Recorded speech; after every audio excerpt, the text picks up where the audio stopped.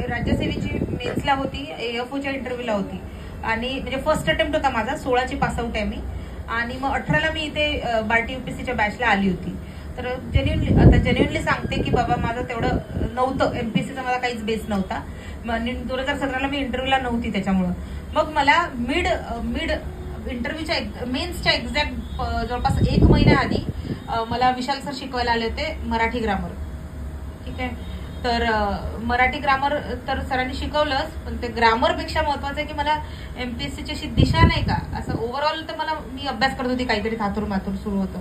पण सरांनी मला विचारलं होतं एक केबिन मध्ये एकदा येऊन की काय विचारलं सर तुम्हाला. हा मी सांगते नाही मी विचारते. राष्ट्रपतीला बहुमत काय लागतं काढायसाठी काहीतरी प्रश्न विचारला होता. तर मला ते काही समजूच नव्हतं राहिलं सर काय बोलू राहिले अर्धवट, कारण याचं बहुमत वेगळं असं असतं हे मला तेव्हा समजलं. यार मेजॉरिटी वेगवेगळी असते, म्हणजे अभ्यासाची पद्धतच नव्हती की असा अभ्यास करावा लागतो. काहीतरी वाचत आहे. सरांनी अजून 2-4 सब्जेक्ट मधले प्रश्न विचारले. मला म्हणे मला इच्छा नाही तुला डिमॉरलाइज करायची, तुझी मेन्स समोर आहे, पण तू असा अभ्यास करायला पाहिजे होता. आणि मराठी ग्रामर ठीक आहे ते बाजूला ठेवते मी. सरांनी 5-6 दिवसात माझं मराठी ग्रामर एकदम चांगलं करून दिलं होतं. पण मला ओव्हरऑल जे आहे ना ओरिएंटेशन की MPSC कशी द्यायची, प्रिलिम्स पासनं मेन्सचा अभ्यास कसा करायचा, पुस्तकं कुठले वाचायचे, त्याच्यानंतर इंटरव्ह्यू मध्ये साडी कुठली घालायची, हे पण मला सरांनी शिकवलेलं आहे. म्हणजे मी जिथं जाईल ना तिथं विशाल नागपुरी नाही म्हणत, मी विशाल सरच म्हणते. मी सरांना असं मित्रासारखं, मी सरांपेक्षा लहान जरी असली वयाने खूप, माझा एक जवळपास इतिहास कशाला वाचते मी तरी पण सर मला इतिहास आवडते, मला वाचू दे थोडंसं. म्हणजे लिटरली मी इतिहास पुरा त्या माणसाचा जन्म, त्याचा मृत्यू, त्याच्या बायका सगळं काढतं माझ्या. 2 बायका 4 बायका त्याचे लेकर किती सगळं कुठलाही माणूस काढा इतिहासातला. एवढा माझा अभ्यास इतिहासात झाला होता, पण त्याचा बेनिफिट काहीच नाही झाला. कारण मी पहिल्या अटेम्प्टला मी सरांचं ऐकलंच नाही. मी म्हटलं सर मला इतिहास नको वाचून, माझं ऑब्सेशन इतिहासाचं की नाही मी इतिहासच वाचेल, मला पूर्ण नॉलेज घ्यायचंय पूर्ण समाज सुधारकांचं. त्याच्यामुळे माझा स्कोर गेला. पण 2019ला मी सरांचं ऐकलं, सर म्हणे इतिहास सोड म्हणे तू आता, तू HRD वाच, तू हे वाच ते वाच, आणि मग परत अभ्यास सुरू केला. तर 18च्या इंटरव्ह्यूच्या वेळेस सर मला बोलले होते, 2-3 मार्क्स सर राहिले होते, तेव्हा उपशिक्षणाधिकारी होती आणि 400 कट ऑफ कमीच लागायचं सर तेव्हा, ते 400 नाही समजा. तर सर मला पहिल्यांदा बोलले होते की नाही तुझी राज्यसेवा निघू शकते, तू राज्यसेवाच कर. सरांचाच पहिला फोन होता की राज्यसेवा म्हणजे काय म्हणतो तुझा इंटरव्ह्यू झाला का, इतका स्कोर आला का. तेव्हा माझी CDPOची मेन्स पण गेली होती. सर मला म्हणे की किती मार्क्सनी गेली, असं तसं आपण रिचेकिंगला देऊ पेपर हे ते. म्हणजे लिटरली फर्स्ट अटेम्प्ट पासनं सर माझ्या बरोबर आहे. म्हणजे असं नाहीये की बाबा मी फिजिकली तिथं प्रेझेंट राहिली आणि मग सरांनी मला खूप, पण सरांचं जे होतं ना सुरुवातीपासून फोन करून तुला हे पाहिजे का ते पाहिजे का. राममुळे सरांना तुम्ही मला पहिल्यांदा फोन लावून दिला होता रात्री. आम्ही 9:30-10 वाजता CO होते सर तेव्हा ना, म्हणायचे सर होईल का, सर कसं करायचं.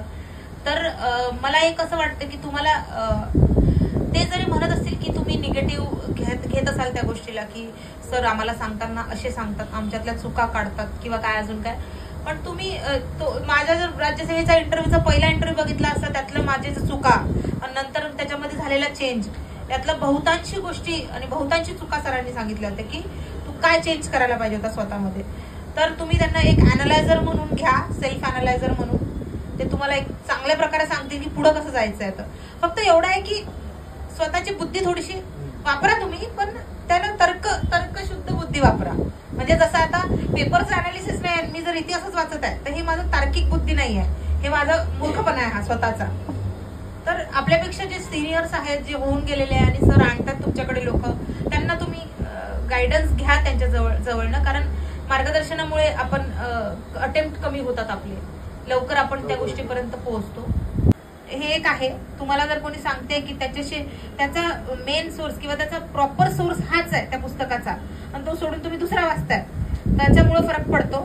मी बाळासाहेब शिंदे 3ऱ्या अटेम्प्टला सुरू केलं तर माझे ग्रामर वाढलं, ग्रामरमध्ये मार्क्स वाढले. असं आहे की तुम्हाला आपल्याला वाटतं की यार आपल्याला तर येत आहे ती गोष्ट, पण पेपरची डिमांड ती पाहिजे. म्हणजे पेपरला जी नीड आहे ते आपल्याला आपल्या वाचण्यातून गेलं पाहिजे. ठीक आहे.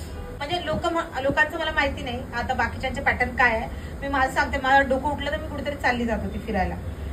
नाही झालं तर मी सरांकडे येऊन बसून सर मला असं झालं तसं झालं, आम्ही कुठेतरी निघून जात होतो. म्हणजे असं नाहीये की फुल 12 तास 15 तास आम्ही लोक एकदम अभ्यास केला एकदम धडाडीनं, असं नाहीये. म्हणजे माझ्या बाबतीत तरी नाही, बाकीच्या बाबतीत असू शकते, माझ्याच्याने नाही झालं तसं कधी. मला असे खूप सारे मित्रमैत्रिणी लागत होते, मी फोनवर बोलत राहायची, मी विशाल सरांना कितीदा फोन करत राहायची, सर असं झालं तर पागलगाडी सर असं सुरू आहे तसं, आणि मी मायनर गोष्टी पण सरांसोबत शेअर करायची. मला आठवते म्हणजे मी सरांना त्या दिवशी विचार करत होते की आपल्या आयुष्यामध्ये असा कोण व्यक्ती आहे की जो सुरुवातीपासून शेवटपर्यंत राहिला, तर ते तुम्ही होते. म्हणजे एकदम मायनर गोष्ट आहे की जी मी कोणासोबत शेअर नाही करू शकत, ते मी सरांना सांगायची की सर माझ्याकडे असं असं सुरू आहे, मी काय करायला पाहिजे, मला सो अँड सो पर्सन असं बोलला तर या सिच्युएशन मध्ये मी काय करायला पाहिजे. तर सर मला सांगायचे, मला आता आठवत नाही सरांनी मला काय सांगितलं तेव्हा, पण मला हे होतं की नाही विशाल सर माझ्या बरोबर आहे. तर मी एक सिकिंग स्टेज ती आपल्यामध्ये पाहिजे की काहीतरी विचारायचं कोणाला, म्हणजे काहीतरी अजून शोधू द्यावा.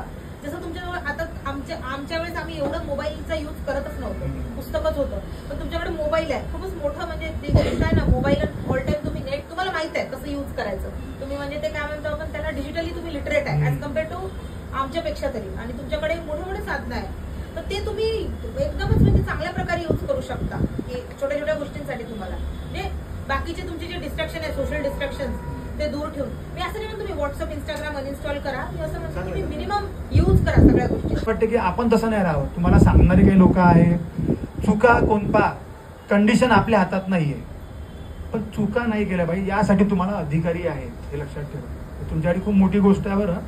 आम्हाला तर कोणी सांगणार नव्हतंच, याने आम्हीच होतो, मी का अधिकारी थोडं नव्हतो, पण असं एकदम डायरेक्ट बोलणे, सोबत बसणे, गोल अचीव केल्यानंतर सर्वच भेटते, सर्वच.